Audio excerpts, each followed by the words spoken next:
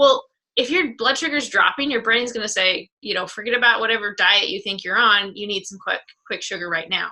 Yeah. So the pre-diet is really to kind of preface all that. And then you're, more willing to continue that.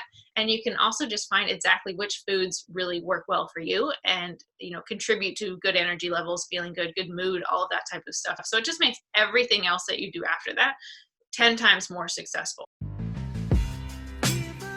You're listening to the Keep Your Plants On podcast. I'm your host, Lindsay Tobias, an overzealous health coach for the overwhelmed people. Here, I want to sift through the noise of diet culture and give you tangible ways to create your own health rather than following everyone else's. I've come across a lot of inspiring, creative, and mind-blowing people, so might as well record them. Okay, so today on the podcast, we have Ali Parkerson from Parkside Nutrition. She is the owner and she is the nutrition coach there. Ali, I'm so excited to have you on today. Thank you for having me. I'm so excited to talk to you. Again. Yeah. Okay, so I kind of want to just dive into it. Tell me a little bit about you and your journey and what makes you so vibrant when it comes to nutrition. So I knew I wanted to do something health-minded, medical-minded, didn't really know what. So started out with biology and chemistry at college. And then I think my senior year, I started to realize that maybe the pre-physician's assistant route that I thought I wanted to go to wasn't quite for me. My sister started to get into CrossFit and more into nutrition while she was in physical therapy school. And she's like, hey, I think you should look into this stuff. And so a couple of nutrition challenges later, I was just like, wow, this stuff is really powerful.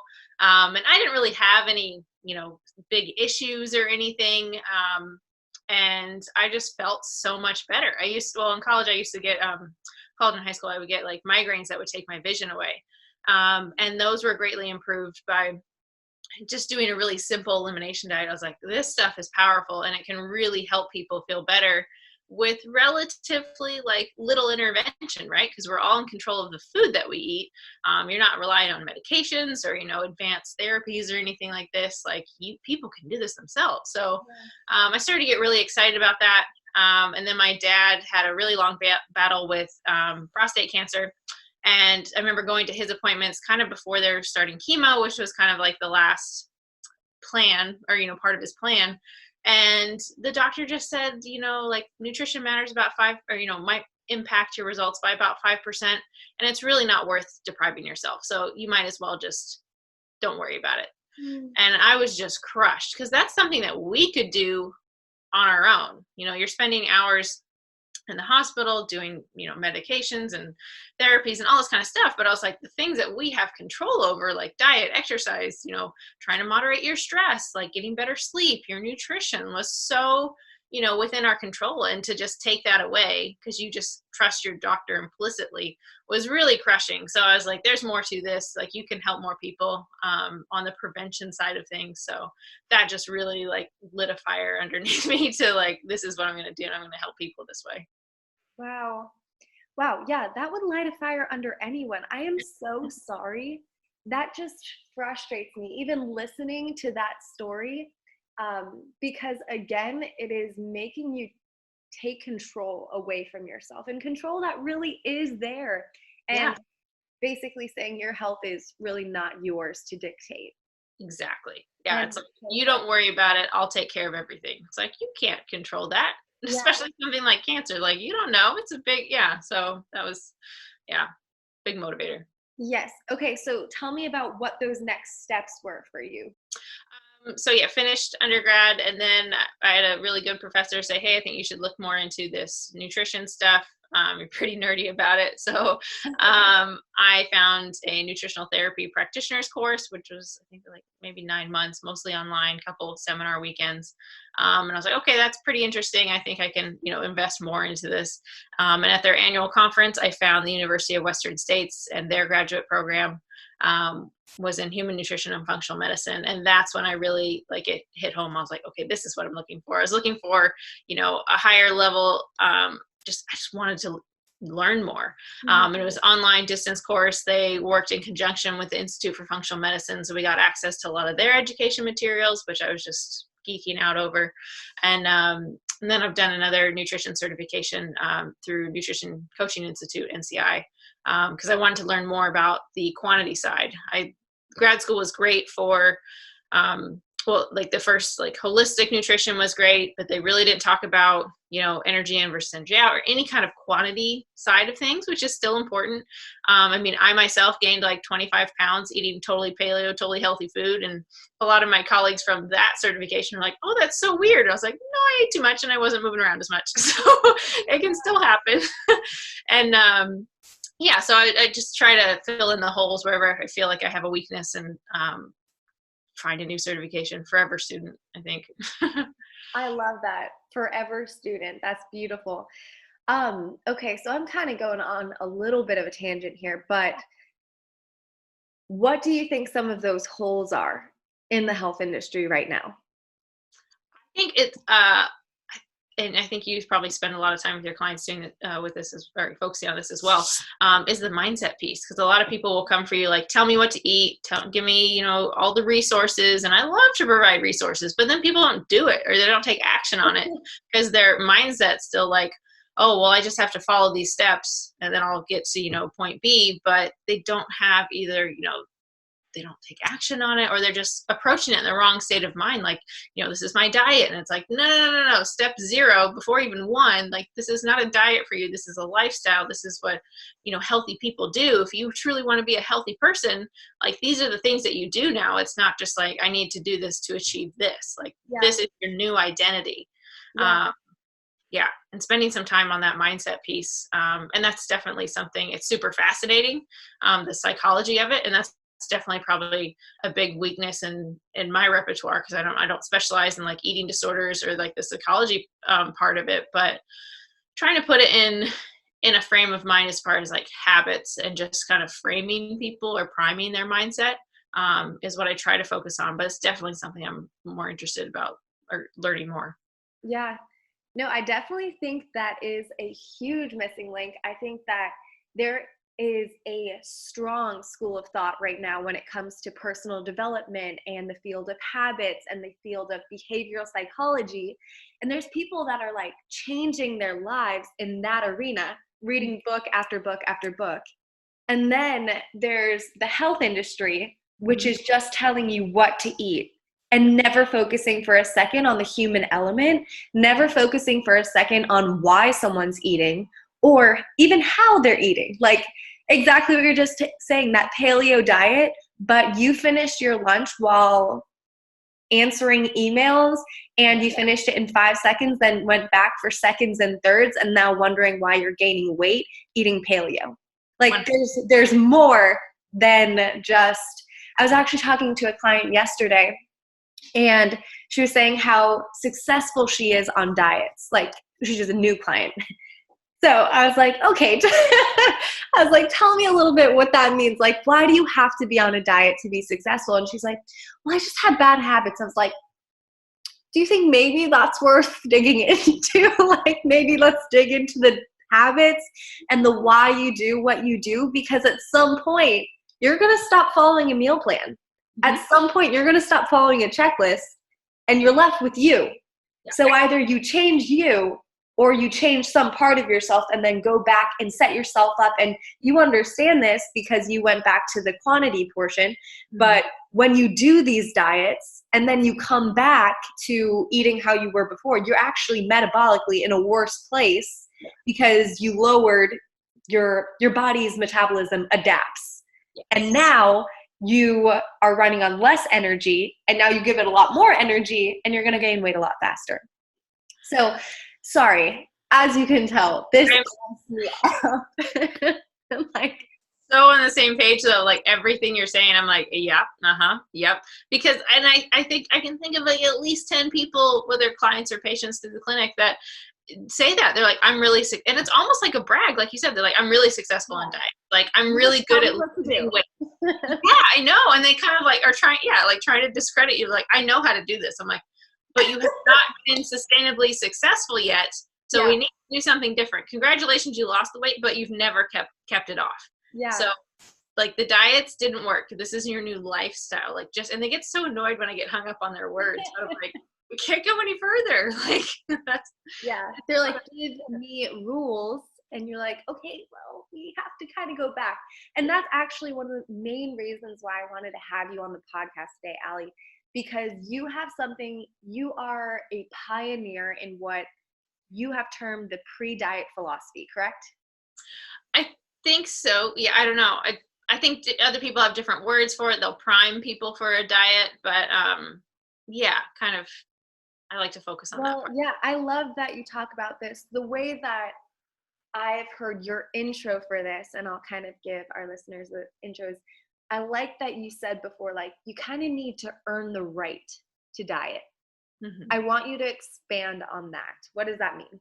Yeah, so I think it's ultimately comes from a place of just wanting to people for people to be more successful when they do quote diet. So some people do like having that frame of like, okay, I'm actively trying to lose weight right now, and then we can actively pull them out of it. But then we actively have to, set the framework for that. And for me, a lot of people will say, and you hear the same thing, like, oh, well, I can't cut out sugar completely, or I can't cut out this, or whatever. And maybe there's some physiological stimulus going on and signals that we're trying to like kind of strong arm our way past when you're not going to override those things if your body is truly stressed about it. So one of the big things is like either gut health or blood sugar regulation. So if you're having like these intense sugar cravings, like maybe your gut health's off a little bit, maybe, have some potentially imbalanced bacteria, dysbiosis, something like that, or your blood sugar is going up and down all day long and you just think like, I won't have that cookie at 10 o'clock in the morning. Well, if your blood sugar is dropping, your brain's going to say, forget about whatever diet you think you're on. You need some quick sugar right now. Yeah. So the pre-diet is really to kind of preface all that and maybe and this could look like a, short-term elimination diet. It could look like a longer, 6-week one. And then we can kind of optimize the diet so you're feeling really good. So hopefully by then you're also buying into the fact that you feel awesome. Mm-hmm. And then you're, more willing to continue that.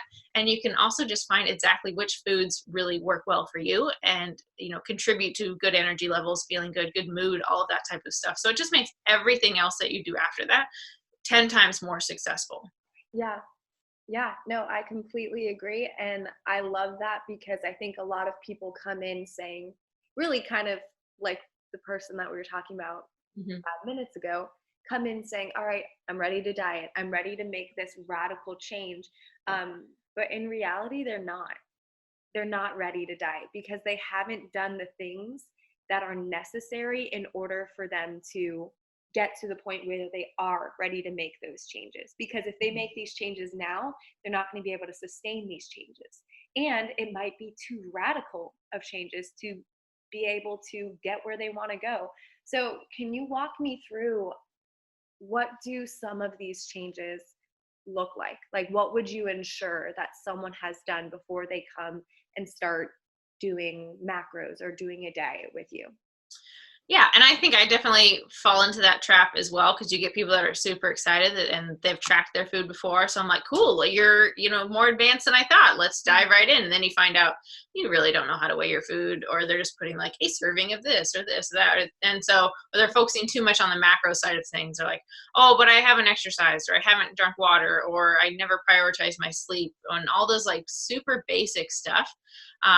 And so just kind of making sure that they have those foundational habits down, because they can, it's kind of like what's the least effective dose. If we can get you to just focus on those little habits, and maybe it's just one habit that trickles down for the rest of the day. So for me, that's like setting up my day the night before, making sure that it's simple things of like having a cup of tea after dinner is one of the things that has been like so little and so, you don't think it's a big of a deal, but having that cup of tea ready to go as I'm serving myself dinner, I hit the kettle, and so that's ready to go. And then I have that for me signals end of dinner, so it signals good like satiety cues, or dinner's done. I can move on to my bedtime routine, and then I actually get to bed at a decent time, and then I get to good rest, good sleep, and I'm just everything the next day is that much better. And so that one little habit, so if that's something that we can find for that person, so changing that one thing in their day can cause just a cascade of positive effects. Maybe it's finding something like that, and then we can, that's pretty minimal effort relatively for, a lot of payoff. Yeah, I like that routine specifically because I think a lot of people my clients complain about this a lot. There is a very ingrained in humanity habit that is eating dessert every night, or having something sweet after dinner, or not feeling like we are done with eating until we have something sweet. Mm-hmm. And I really truly think that does go back to like however you might be raised, or like for instance, I had a client who every time she would watch TV, she was like, I cannot watch TV without having like M&Ms or popcorn. I was like, okay, talk to me about when did you start doing that? Like, why is that ingrained in you? What does that signal to you? And I love that you use the word, it signals end of dinner, because I think people don't realize how ingrained our bodies are with our environment, how ingrained our bodies are with like the habits and the cycles that we have going on in our lives. Mm-hmm. And we think like, oh, food is just food, but like it could be a signal. It could be an emotional trigger, a whatever that looks like, or just something that every single time you were having a bad day growing up, your parents gave you ice cream. Mm-hmm. Now you're having a bad day and you're wondering why you're craving ice cream. Those associations are so powerful. Yes. I felt this as well. I thought this was so interesting. So with COVID and everything going on, everybody's talking about all the endless shows they're watching on Netflix. And I'm not a big TV person anyway. I just find that it puts me in a very like unproductive rut sometimes. And then later I'm just like, oh, well, there was 5-6 hours of my life gone. So I really don't watch it very much. And then it almost felt like the societal pressure to watch more TV because the world is talking about all these like, it was ridiculous. And the time I did, I ended up way overeating because that association as well of like, I started the show with dinner. So it's like you keep eating your way through all the episodes or whatever it is. And I haven't really watched like a series or, season of anything since, because I found out like, and I can listen because I know, we talk a lot about, how you're eating, chewing really well, trying to pay attention, be present and all that kind of stuff. But then you also still want to kind of relax sometimes when you're eating. And if you don't have someone to talk to necessarily, that can be kind of like you're listening to your own thoughts, not necessarily a terrible thing. But so I found for me that just listening to either the radio, some music, or something audible and not visual has been a really big help for me. So I can still kind of tune out and relax, but I'm looking at my food. And for me, that's been enough to really pay attention. Like I have a lot of salads or like mixed bowls. So you kind of find yourself like picking through the food and like taking smaller bites and like really being present, but you can still kind of get that, relaxing, audible stimulus as well. Yeah. Something I appreciate in the way that you're communicating is you keep saying, this has worked for me, or I found this for me. And I think that's a really pivotal piece when it comes to your health. And I know that you're finding this with the way that you work with clients. There is an element of trial and error when it comes to creating your own health. And for some people, having tea after dinner, like, will do nothing for them. Like that doesn't help them at all. For some people, it will be literally a game changer. It'll help them solidify the habits that they want to solidify.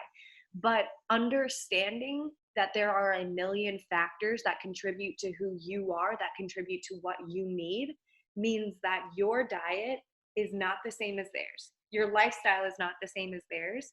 And that's something I think is really beautiful that you do with the pre-diet philosophy, because I know that you also try and figure that out with people.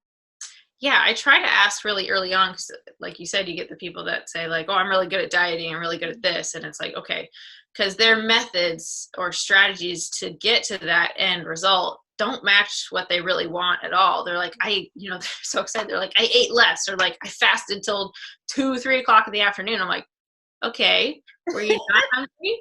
And they're like, well, kinda, like noon. I'm like, well, why don't we have food when we're hungry? Like if you're not hungry in the morning for breakfast, fine. But let's think about like, that kind of golden picture in your head of like what you want your optimal lifestyle to look like.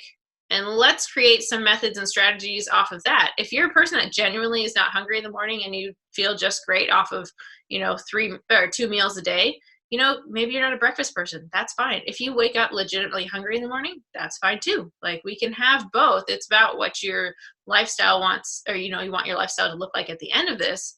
Because I was just talking to a new patient yesterday, and he's having this super, super narrow window of eating, like an hour and a half a day to have like 1,200 calories. And I was like, and he keeps reiterating to me, he's like, I don't want to be too skinny. Like, I want to be strong, and I want to lift and like do powerlifting and stuff like that. And I was like, okay, but do those two things match up? Because I don't think so. Or even if you ever want to have brunch with your wife and go out to eat, or family dinners, like, other people you're going to be with are going to want more than one meal a day. And that's, you kind of got to work with that. I want to eat 1,200 calories in that one meal. Oh, I'm like, do you see the difference here? Yeah. So, like, can we maybe come up with a compromise? Yes. Oh gosh. Something that is interesting, and when it comes to like those fasting windows, that's something I hear all the time. Like, when should I be eating? I'm like, okay, you have 8 hunger and fullness hormones in your body that are solely responsible for regulating your optimal intake. Okay. So when your body says, I need more energy, the way it is signaled is, I'm hungry. Yeah. When your body does not need any more energy to run optimally, the way that is signaled is, I am not hungry. I am full. If we are, so I used to have this little like template almost. I remember this is terrible. In my senior year of high school, I found this on Pinterest, and really just like a school of thought. If you ever are finding diet advice on Pinterest, just don't follow it. Like, never follow it. It is never right, ever. Like, even, I don't know how it's so wrong. Yeah. But anyway, so I followed this one. It was like, success is, I don't remember what it said, but it said to eat at 6, 9, 12, 3, 6, and 9. And it was saying 6 small meals a day, eat every 3 hours. And I was not hungry every 3 hours, like, at all, because I enjoy like some bigger meals. And so I would be having like a bowl of oatmeal with peanut butter and bananas and honey. And then 3 hours later, I was like, oh my gosh, I can't do this again. And like, my body was telling me, hey, I don't need any more energy. But this external pamphlet that I was following was telling me that I do. And I was choosing to listen to that. So my ability to follow my own body's cues and to listen to my own hunger signals was completely diminished because I didn't listen to it. So I wasn't giving my body the job that it wanted to have. And therefore, I found it really hard to listen to it ever. You just start to ignore those signals. And that's definitely something, it's a really interesting dynamic. So like, from my own weight loss journey, and just like from just learning things, but like, it's like, macros are super interesting. And as like a nutrition nerd, like, I totally geek out, and it does make it easier for the coach to like, because you have an exact quantity of what's going in. But I always like preface that with, if you're not hungry, stop eating. Like, because people get to the end of the day, they're like, oh my gosh, I have like 60 more grams of protein and blah, blah, blah, blah. Like, how am I like, don't eat it. And they're like, well, I had to have 2 protein shakes. I'm like, no, you don't. Like, you can have 1. Like, that's a reasonable amount, like after a workout or as a snack, or, if you don't have access to a meal right then. But I never want those like macro goals to override hunger cues. And that's especially something, and I think like giving someone a general macro targets is good, at least, depending on where they're at in their journey. But, it can teach them, one, the natural types of ratios that they eat in. So maybe if someone's like chronically under eating protein and they're hungry all the time, it's like, hey, we need to bring that up. And so you'll be more full, you have more balanced meals, that type of thing. I think a lot of the fat restrictions that we put on with macro targets are really low and really hard to achieve by eating natural food and like having to have egg whites. And I think like sometimes lowering fat can teach people how to maybe pair lean protein with fattier cuts of meat, but it really kind of hurts my soul when someone has to eat like nothing but egg whites and like throw out the yolks, which are just so unbelievably nutritious. And because it's not natural. Like, if you couldn't eat like that naturally, like, who would throw away the yolk? That's like the most nutritious part of the food. So I think I'm trying to be a little bit more aware of that. But it's a great teaching tool for people. And especially like, as we kind of, graduate clients, it's like, okay, we've achieved, whether it's your weight loss goal, your lifestyle's on track, you feel like you've just got this down. We've done maintenance phases, we've done like diet breaks, so you know how to kind of do all these things on your own now, so you can adjust things if you feel like you need to in the future. We actively move away, and hopefully they've learned this through diet breaks and that type of stuff. But what their food naturally looks like, what their eating pattern looks like to feel good, and then also to move away from macros, especially in the last like month or two that we work together. Maybe we'll just start taking pictures of food and like look at it from a visual point instead of like counting every gram. And then you start to pay attention to like, am I hungry, am I not? And you practice that skill. Yeah. And that last sentence, you start to pay attention. Like, I know that for a lot of people, myself included, I used to count my macros, and if I didn't have my phone on me, I felt like, oh my gosh, I don't know how to be healthy. I genuinely don't know how to eat without my calorie counter and my macro counter telling me like how much I'm allowed to have, because I wasn't paying attention. I wasn't paying attention to, hey, this is what a good serving of food looks like for me. I was waiting for someone else to tell me. And again, taking away all signals between my food and my body and my mind. When I asked you before what those holes in our industry kind of look like to you, I think just in what you were just saying, you are filling yet another hole. And I really appreciate that. Like, okay, even just talking about fat intake, I think that's a really big kind of discrepancy between like two schools of thought when it comes to like the weight loss industry and the macros industry, and then the health and wellness industry. Because if these chronically low numbers of fat intake, specifically for females, is going to really hurt the female hormonal profile. Like females need healthy levels of anti-inflammatory fats, like omega-3 fats. Those are found in avocados, found in those egg yolks, found in fatty fish, and all the things that you cannot have when you're following a bodybuilder macro template. And I think there's a couple things wrong with that. Number one is if we constantly say that this like shredded six-pack bodybuilder is the essence of health, and neglect the fact that the last 5 months of that woman's life were severe restriction and sugar-free and fat-free synthetic products in order to get there, then we have an unrealistic expectation. And then on the other side, like when you're saying your systems have to match your goals, of if your goal is to feel better and your systems are to eat all, like I said, those sugar-free, fat-free foods to fit in your macros, you're not going to get there. Right. Or so, you're not going to stay there.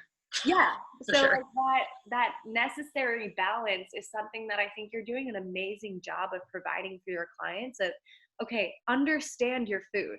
Understand that you might need different levels of macronutrient breakdowns. And you're going to feel different on those different levels, because every single macronutrient, which if you're listening to this and you're not sure what macronutrients are, that's protein, carbs, and fats.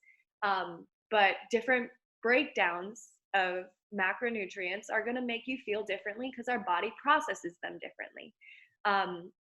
But I'm a big fan, Ali. I'm happy to see someone else doing the deeper work of understand your food and then have a healthy relationship with it and then eat naturally. Like there's a process.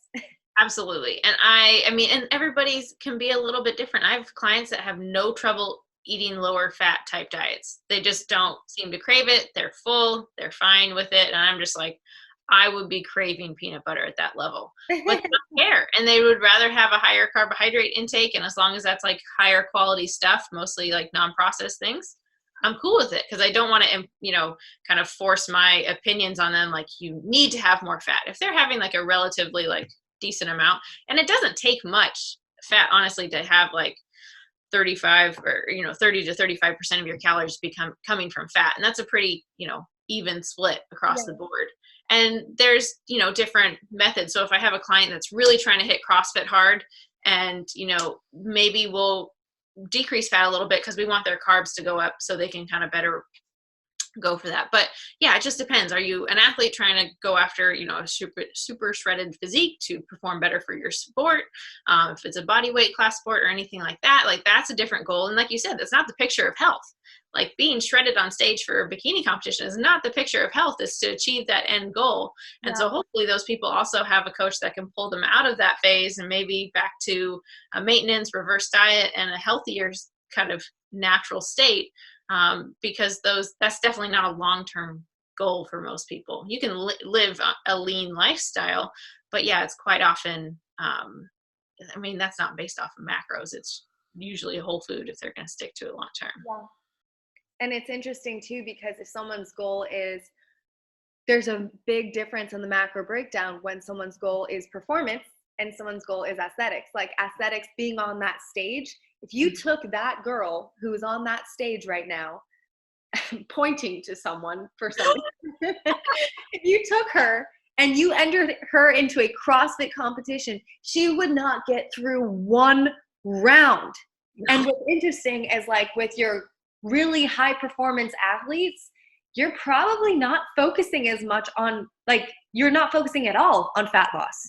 Because they actually might need to have a small amount of fat reserves in order to sustain the high level of performance that they're sustaining. And I had a client who, very high level CrossFit athlete, and she was awesome. And one thing that I was explaining to her is like, if you are requiring kind of like unnatural amounts of exercise from your body, you have to be okay with the fact that you might feel unnatural in the way that you fuel it. Because if you're trying to just listen to your body when you eat, but you're absolutely not listening to your body when you exercise, it's very simple, but a lot of people miss that. Mm-hmm. So I'm going off on a bit of a tangent, but one thing I did want to pick your brain on, because you're very knowledgeable with gut health. So we talked a little bit about the first things that you think of when you have a new patient or a new client, and we talked a little bit about how gut health fits in there. So talk to me on that level. I think and I'm getting better at this, hopefully, but asking more really in-depth questions as far as, because I used to ask like, how's your digestion? People are like, fine. But if they don't have that awareness, which most people don't, if they're coming to someone like us for help, and that could be a simple, like a 2-week, just, break it down into more manageable, timepieces, as far as like, maybe let's try taking out gluten or taking out something that you may have an inkling of that isn't making you feel great. And this can start, even before that, just like journaling your food and starting to write notes of like, was this a good day for you? How was your mood? How was your energy level? Were you grumpy? Were you hangry? Or, did you go to the bathroom every day? Like trying to build awareness that way. Like, was I bloated? Did, everything kind of feel like it's working correctly? And from there, we kind of can start making some adjustments, but implementing some structure as far as, maybe it's an elimination diet. Maybe it is narrowing someone's window of eating, and maybe that's an easy structure for them because they just have like late night snacking, or, because I do think, having a minimum fasting period overnight is really beneficial and really easy to implement for people in as far as their gut health, just giving their gut a break. Mm-hmm. So it can do what it naturally does to rest, repair, and recover over that nighttime period. You see a lot of people eating till 10 o'clock and then they get up for work at 6 a.m. and that's a pretty short window for your body to kind of rest and repair. So it can be some of those really simple things like hydration, movement, and honestly, like making sure people go to the bathroom every day. That's one of my favorite questions because everybody knows like that's a concrete, like it's not even a feeling, right? It happens, right? So it's like, are you bloated? And then they're like, well, I don't know. And they're like, do you have heartburn or all these other things? But it's like, are you going to the bathroom every day, if not multiple times a day? And I get a lot of people would say no, which is just like, to me, I would be so grumpy. So I think that's another thing you can get people to buy in to, because they feel better, they feel lighter. And so they can just like, they're like, wow, if I can do, these little steps and feel this much better, what else or how good can I really feel if I buy into this a little bit more? So that's one of my favorite questions to ask, is just get people like pooping every day. It's great. Seriously, it's a wonder that that isn't like very well known. Because like you said, if I wasn't pooping every day, I'd be just an angry person. Like just so Yeah. much pent up, no pun intended, but like so much pent up. Like, and that's funny because you've told me this story before where you had a client who said, yeah, you asked if their digestion was normal. They're like, yeah, it's super normal. And then you ask like, okay, paint what that looks like for me. Like, what does normal look like for me? Do you go to the bathroom every day? Oh gosh, no. And that's crazy. And you found out what it was, 5 to 7 days? Yeah, 5 to 7 days, like between bowel movements. And I was, wait, what? Yeah. No, that's not normal. And we helped her with just like, I'm not usually a huge supplement person first, but this was a clinical setting. And so she was, a lot of, and I should be more open to it because it can make people feel a little bit better sooner. And for her, that was definitely the case, like getting some supplements on board to help her digest her food better. I think it was, we probably said digestive enzymes, magnesium, and like vitamin C, maybe a fiber supplement. I don't think we went that far. Maybe a probiotic, but just a couple supplements. And she came in 2 days later. She's like, I've gone to the bathroom every day this week.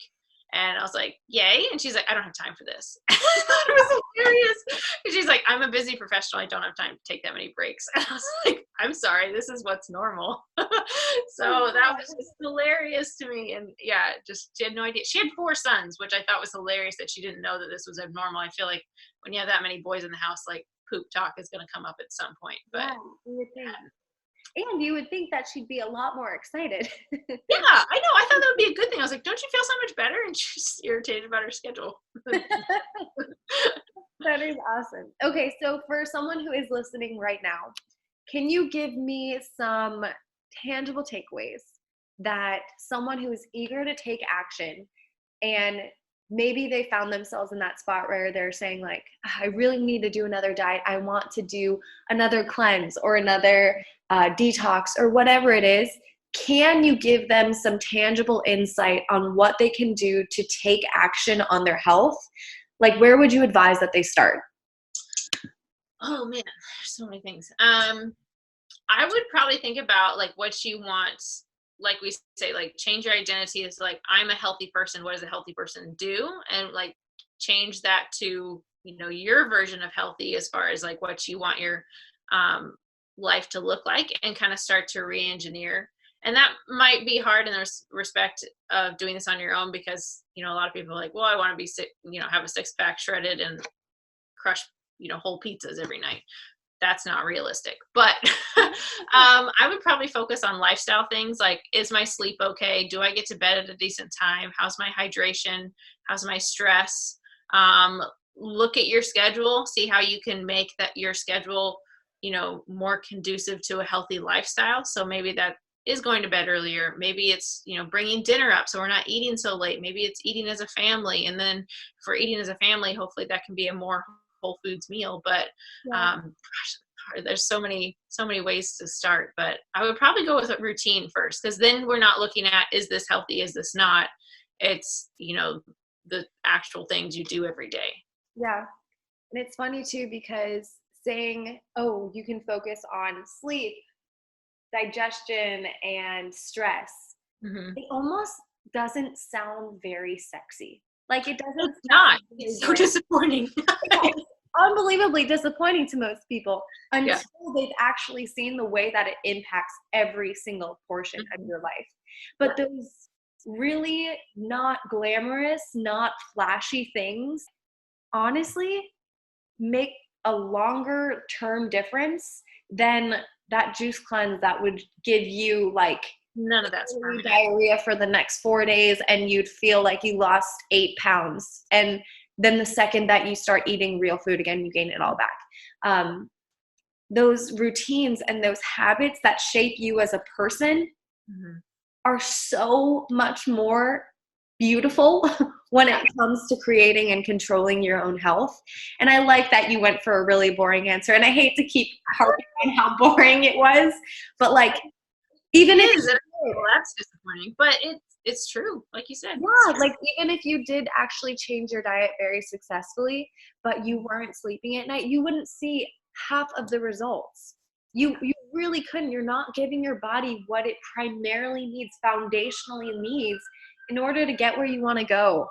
I like your answer. But I think it just gets you that much farther because, like you said, you get energy from two places, either food or sleep. So if you're not sleeping enough, you're probably going to be eating more. And also, if you're sleeping more, you probably won't be eating as much. And maybe that's the calorie deficit you've been looking for. It's just getting to bed on time. And then if everything else, like those boring things we mentioned, if you're not stressed, if you're sleeping, if you're happier, food becomes part of the scenery. It's not the main focus of like, oh my gosh, I have to control this. I have to make sure it's perfect. It's like, it's just what you do to live. And that's the ultimate goal of nutrition or working with a client, is like that stuff falls to the background because it's not center stage. It's not the most important thing in your life anymore. It's just what you do. And that's when you've, I think, really succeeded. Yeah, I'm like smiling ear to ear. I love what you're saying right now. Specifically, about 3 years ago, I felt like I was just thinking about food so much all the time. And I was thinking, I wish there were something in my life that made this not a big deal. Like, there was such other beautiful things going on that food wasn't a focus at all. Like, food was just something, oh, I had to take a break. I'm really hungry. I didn't even realize. And for me, like, honestly, that came with when I started filling my life with things that filled me up. And like I found that for me, painting is something I've done my entire life. And like that was actually my first major in college. I've always loved art. And I found that when I am painting, I'll go 10 hours without thinking about anything because nothing else really matters. I could care less about food. And therefore, I have no need to be filled. And when we constantly don't sleep, don't manage our stress, don't even think about the routines and the reason why we might be eating in the first place, food is always going to have that hold on us that it really doesn't deserve in our lives. So I do think that it's a really good place to start, even just saying like, okay, nothing else, sleep. Yeah. If your sleep is good, stress. Yes. And like that is a whole nother animal in itself. Being literally, stress creates inflammation in the gut lining. Stress is one of the main causes of all chronic diseases and one of the most consistent underlying causes of all of them. And we think it doesn't affect us, just like we think food doesn't affect us long term. Like, these things are shaping our life without us understanding or us realizing. So I think those are really good places to start. First of all, before I move forward, is there anything you wanted to add on or glaze over with that? No, I would just reiterate your point as far as stress. And it's something I think that we're good at managing and not good at managing. Take that good at ignoring, probably. And that's something that I saw in my own family. A year to the day that my dad passed away, my mom was diagnosed with breast cancer for the 3rd time. And that's not a coincidence. And honestly, when she was diagnosed, I was like, I'm sorry, Mom, but I'm not surprised. And I was home cooking for her at the time in grad school for nutrition. She's a PE teacher, retired now, but she was a PE teacher for elementary school. We had horses. We lived on a farm. You know, should have been like the picture of health, and she's not overweight or any of these, you know, classic signs, but yet diagnosed with cancer again. And she's rightfully kind of, you know, pretty pissed. And she's like, what the heck? I do all the things right. And I was like, Mom, it's a pretty big statistic that stress is a powerful factor and, you know, creator of disease. And so, you know, it turns out there's some other underlying chronic conditions like Lyme disease and mold toxicity and stuff like that. But stress is just a powerful, huge, powerful factor in things. So yeah, I think we're kind of oblivious to the fact of how much it does affect us on just the chronic level. Yeah, absolutely. Okay, so we are coming to a close, but Ali, thank you so much for coming on today. Tell me and tell anyone who's listening, how can they find you? How can they ask you more questions if they have any more on what you're specifically talking about? Where can we look for you? Probably most active on Instagram ali.parkside nutrition, ali.parkside nutrition. And there should also be a link to a free Facebook group that we try to focus on all things health, but a lot on gut health. And if you look back through the videos that are posted to that group, there's a full 2-week kind of gut reset that we ran in December. And so every day we were talking about a different aspect as far as gut health. We ran through a little mini elimination diet. There's lots of resources posted to that page as well, as far as more information, resources, all the things. So that's probably the best resource for people. And then, of course, website parksidenutrition.com has a lot there as well. Okay. And I'm going to actually make sure that that is all listed below in the show notes.